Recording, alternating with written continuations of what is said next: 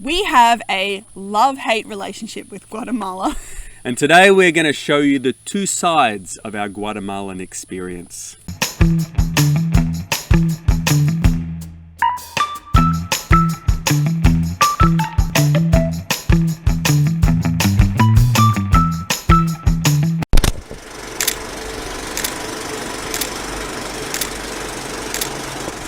I don't need no money, I just gotta feel the heat. I don't need no dollar bills to have fun tonight. I love cheap thrills. I don't need no diet pills to have fun tonight. I don't eat much. Come and get your love. You need to let me get in sync. Come and get your love. Hey, what's the matter with you? Hey. Hi everyone, welcome to Learning Brave. I'm Skylar. And I'm Ross. Today we are taking you to Guatemala, a place that we have very mixed feelings about. When I look at my photos, they're beautiful. Amazing. Some of my feelings are Complicated, yes. There's some reasons for that. So today we're going to take you on an adventure with us and let you explore a little bit of Guatemala with us. So in Guatemala, we were living in this lovely town right on the shores of Lake Atitlan. It was beautiful. The land of the Mayans. It was surrounded by 3 beautiful volcanoes. It was very, very picturesque. It was. And we had organized ahead of time to rent an Airbnb for a couple of months. And it was right on the shore of the lake. Yeah. So the back of the property opened up, lakefront. Sounds so glamorous. Sounds amazing. We arrived at nighttime on a Saturday. We were very frazzled. We had a challenging flight and like the worst drive of my life. It was crazy to get to this town. So when we arrived at the airport, I remember seeing the pictures on the walls in the airport, like the mountains, and being like, this is going to be It's amazing. gonna be my home. And then we walked out to meet the driver that we had arranged. The driver that wasn't there. He was not there, and I was just so done. I remember I tried to be all positive, and by the time the driver hadn't turned up and the kids had been really challenging, I remember I just sat down, and all these people were like staring at us, and I just sat down and I was just like, I'll just live here. Yeah. Like I just couldn't. On the sidewalk. Outside the airport. Luckily, Ross's brain was functioning a bit better. I actually ended up having to borrow somebody's phone, and I had to pay them for that. For me to make a phone call. And he was there. He was just around the corner. But anyway, it all worked out well. But the drive from there to Lake Atitlan. Oh man, it was like 5 hours of stop, start. and then It was like a 5-hour journey of playing corners. Oh man, it was like hell. Whew. Anyway, we arrived Saturday night. Sunday morning, beautiful weather. Beautiful, and we're so excited. Oh, we're on the lakefront. And then just before we were leaving to go to church, some music started from the lake.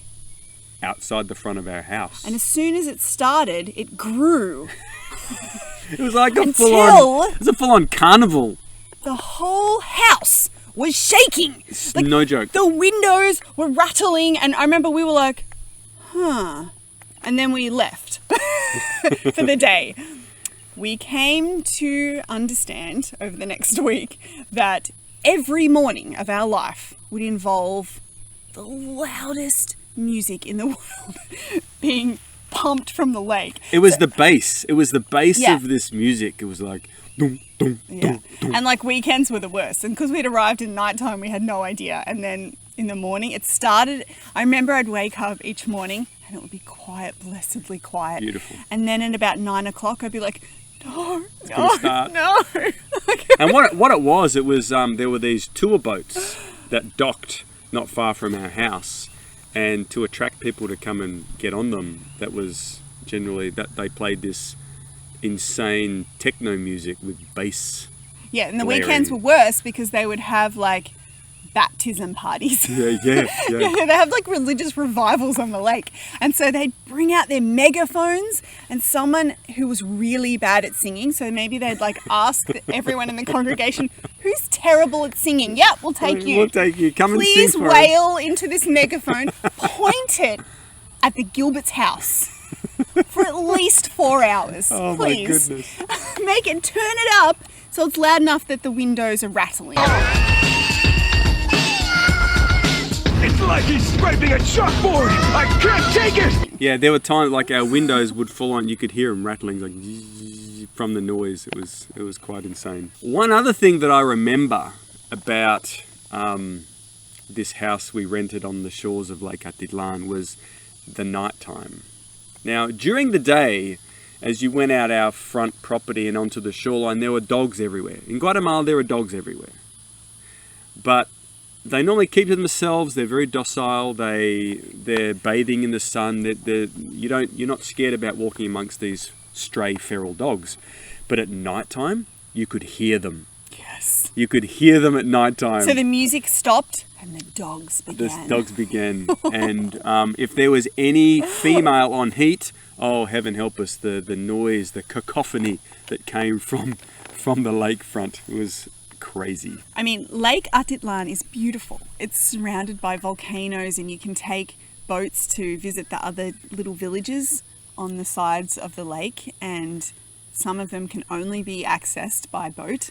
It sounds so romantic. It was. I mean, we went canoeing on the lake as well. Yeah. And it's beautiful. It's amazing. We did. We went canoeing because our Airbnb had a canoe with a hole in it. With a leak. Yes. So I could go out there for about an hour and get back in time before I died. It was fun. We took the kids out and had a great time. Not in on that the lake. canoe. Yeah, I took the kids on that canoe. You swim in the lake. It's a thing that Yeah. people do. Like, it's a little bit gross near the river runoff where all the sewage comes out. But if you go to the other parts of the lake, it's crystal clear and gorgeous. Yeah. But we were like, we're living on the lakefront. We would like to swim at the back, to step out our door and go for a swim. So what happened is, once you open the back gates and walk towards the river, The lake. the lake, there were like, on the weekends, there were like, A lot of people. yeah, but they were like hippie revival campers there for the baptisms. Baptisms. And they would like camp out in like bongo vans and tents and stuff right out our back gate. And they would have like, there'd be big drums, and there'd be like stalls and Yeah, there was things, there it was was like a lots of carnival. food. Yeah. It was like a carnival. Yeah. It's like a Guatemalan carnival. And it's every weekend. So we were like, we're here, let's swim. So we go out the back, we're going to be brave. All these little white people swimming around in the lake, and we were an attraction. We were. So the locals grabbed a snack, called their friends over, stood there and watched. I recall being out in the lake, like not maybe 10 feet from the shore, maybe 20 feet out on the shore, swimming with my little kids, just frolicking.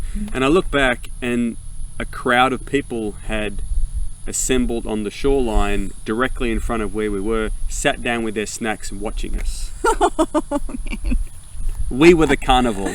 Yep. And so after 10 or 15 minutes, I was like, I don't feel so comfortable anymore. I think we'll leave.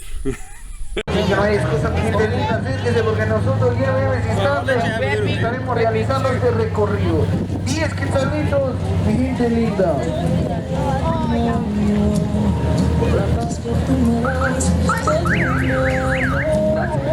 That's what I'm talking about. So when we arrived in Guatemala, Ross had already finished his qualifications to be a teacher, and we'd gone abroad looking for work, but we hadn't yet found anything. We found ourselves in Guatemala. So we were doing some temporary things. So Ross, I actually applied to a number of places to teach English as a second language. I did have my TEFL certificate, TEFL, which is Teaching English as a Foreign Language certificate. I mean, VIP Kids is great, but they only take Americans. They didn't want our accent. Yes.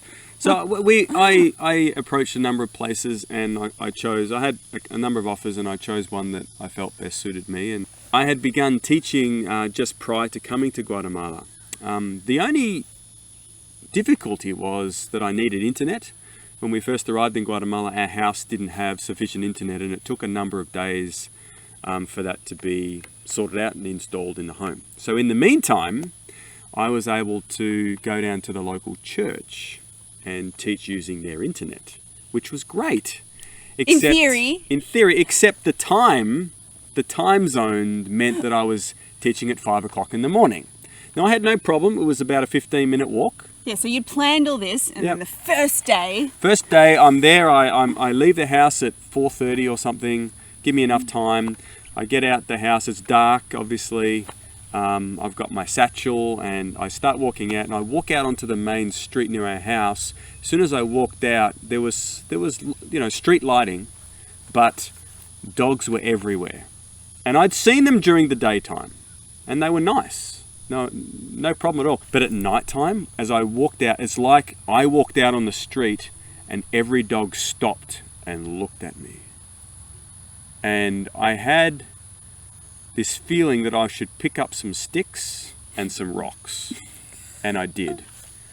And as I walked through, like we lived on a sort of a side street, as I walked up the side street, the dogs sort of kept their distance. They watched me. Nothing happened.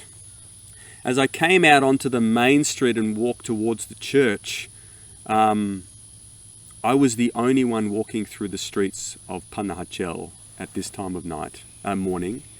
And dogs were like, it was like the witching hour. They came out of nowhere, man. That trip between when I got on that main road to when I got to the church was like a nightmare for me. I feel like you should act this out. I never wanted to. Oh, I will. I'll act it out. So as I'm walking along, dogs were coming out of nowhere, like barking and trying to bite me. Like I actually hit. I had the stick I had. I was glad I got the stick. I whacked 3 dogs on their head on the way to the church. Were they growling? They were full on going to rip my leg off. Like, no, they came out barking, rah, rah, rah, rah, rah, and I had to whack them with my stick and run after them and throw rocks at them. And I'm walking along, and this big dog came out to the middle of the road and just stood there defiantly and barking at me furiously as if to say, don't you dare come past me. And I was like, crap, what am I going to do? I've got to get past this dog. And I was actually legitimately scared until not far up out of a little side street, a really short Mayan lady came out walking towards the road in front of me. So between me and the dog was this little Guatemalan lady. She starts walking. The dog went crazy. And I thought she didn't look worried though, you said. She didn't look. She was very sure-footed and kept walking. But I freaked out. I started yelling because this dog was going crazy at this poor little lady. I thought the dog was going to bite her head off or something. It was almost big enough. Here's me embellishing a little bit here. Yeah, so I start running. I'm running towards this lady, shouting and waving my hands to stop this dog. And in the end... Stop! You have to act it out. Do this, Here I am, I'm walking along, and it's like, no, this poor little lady's coming to the street. This dog is going to eat her. So I'm sprinting and waving my hands saying, stop, no! And I'm brandishing my stick, and I'm like, come on, dog! I feel like I'm Rambo, like I'm going to kill this dog. Anyway, we got past the dog, thankfully, thanks to my weapon. And by this time, I was nearly late, so I start running.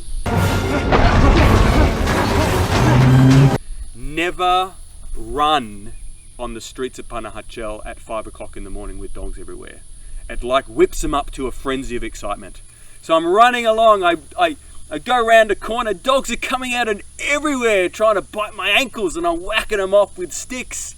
Finally I arrive, and finally I was safe in the church. Now this is only a problem if you are walking. Or running. Or defending women. Yes, in the early morning dawn period. Outside of that, you can take a tuk-tuk. Yes. Tuk-tuks were our favourite part of Guatemala. Said we have complicated feelings, not so fond of the music or the ravenous dogs at the night time. But We loved Loved tuk-tuks. tuk-tuks. They were like the funnest thing ever. We'd wave one down and it felt like we were riding a little clown cart around town. Yeah, they were like brightly coloured, like a clown car. We even, all our family piled into one. Because 7 of us. You pay per person. And so the tuk-tuk driver's like, yeah, come on, you can fit. So tuk-tuks, if you guys don't know, it's a 3-wheel little Clown car. Front wheels got single, then 2 at the back. Normally you fit 2 people in the What back. Ross used to like to do is sit next to the driver and put his arm around the driver. I Really did. Put a baby on his lap. Because next to the driver was like a little triangle seat that wasn't meant for people, but you could like perch your bum, put Yes. your arm around the driver. and I get another kid to do the thing on the other side, and he'd be driving around going, "Look at me! Look at me!" I got 7 people in my tuk-tuk. That was crazy. We also used to use tuk-tuks to go shopping. So my wife and I, we would catch a tuk-tuk to either the market or the supermarket, and then we would load all the bags in the back and in the front and hanging off the side of the tuk-tuk. Go home in a tuk-tuk. And go home in a It was tuk-tuk. awesome.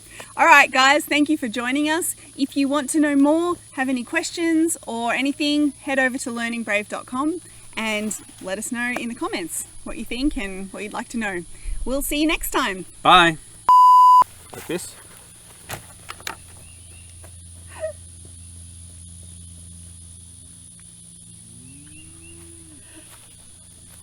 I'm the Grinch.